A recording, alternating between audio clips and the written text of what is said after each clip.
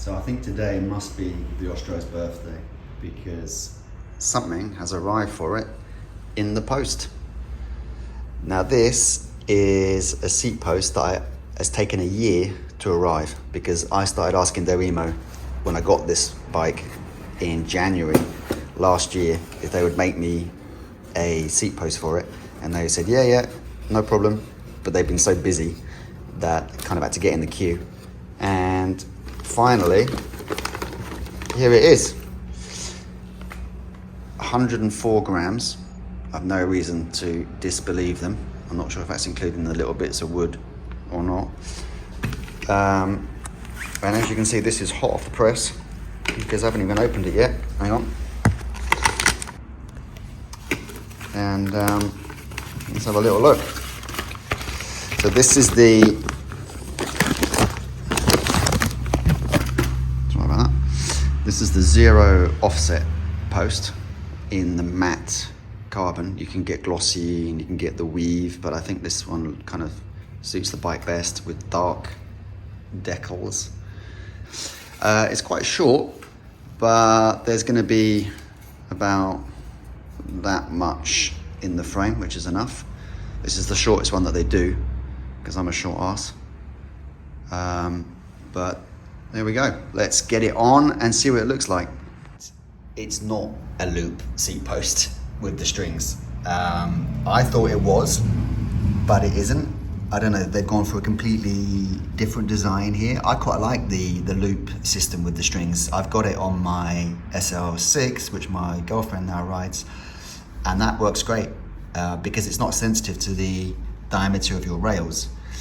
Now this one seems to fit the rails quite nicely, but I must admit I'm a little bit disappointed it's not the loop system, because potentially you could have shaved another 10 or 15 grams off with that, so it would have put it sub 100.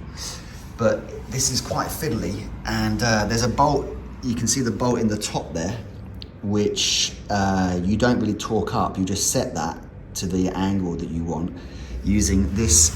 They provide you with this minuscule little Allen key which you poke in the holes in the head. You can see that the head's got holes in it, and you just turn it like that, and then you torque up the rear to 4 Newton meters, and that just sets it all in and pulls it down. So I suspect this is going to need a little bit of bedding in, and we'll see how it goes. And let's get it on the bike. I'm not going to lie, it's not super easy, but it's a little bit fiddly. They give you this carbon paste in the packet which you can put over the clamping area, which helps it grip. You have to keep fiddling with this front bolt so that you get the right angle. That's more or less okay, I think, for the moment. Possibly drooping at the front a touch, but we'll see. And you tighten to 4 Newton meters on the back. It seems to be gripping the rails quite well, but time will tell how it handles some bumpy roads. And it looks quite nice, it matches the bike well. It's very light, obviously. So let's go and ride it and see how it goes. So I'm on my way to Palma for a quick coffee before I ride. I just thought I'd show you this bicycle lane which goes along the Paseo Maritimo in Palma, and it's an example of another example of a badly thought out bicycle lane, because if you look at all these junctions here, you have to be super careful because cars come across them to go into places like that, and they pull off the road, cut straight across the bike lane without looking, and then at every traffic light, like the one you can see ahead, oh here we go, look, fucking hell, Jesus Christ, go for the brakes, right, and so are these, and they're red, the pedestrians cross, but they won't look the other way, they come in the other way, so that's super dangerous as well. At least the surface isn't too bad, but then later on there's loads of wiggles and stuff, and then there's one point where they make you actually drive through the sea, and depending on where the tide is, there's not much tide in the Med, but there is a little bit, you get all your wheels covered in salt water. So usually I ride on the road, then you get cars shouting at you saying, why aren't you on the bike lane? But at least it's sunny, so I'll stop moaning now.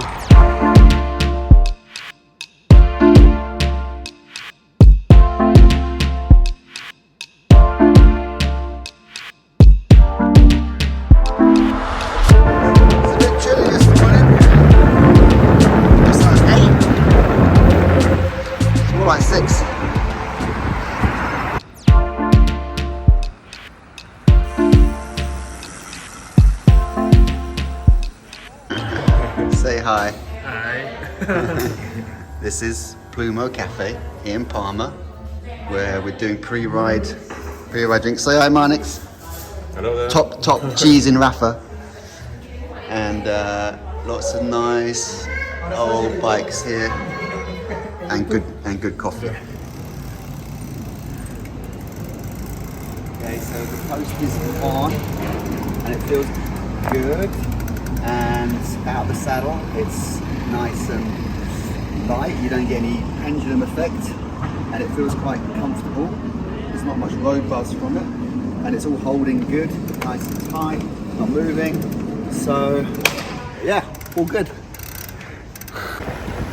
So here we are, heading out on a little Rafa ride. I'm loving the seat post. It's comfy. It's light, it's expensive, what more do you want? So just as a final thought, I have this idea where I would like to race a friend of mine, Miguel Indurain Jr., up our local col de Sacreu. But the only way I would stand a chance of actually beating him would be if he rides a 3-speed commuter bike with a basket on the front. And so I put this idea to him, and he's kind of intrigued, but he hasn't said yes yet. So if you'd like to see me race Miguel Indurain up a col, me in full aero, super duper gear against him on the hybrid commuter, then he needs some encouragement.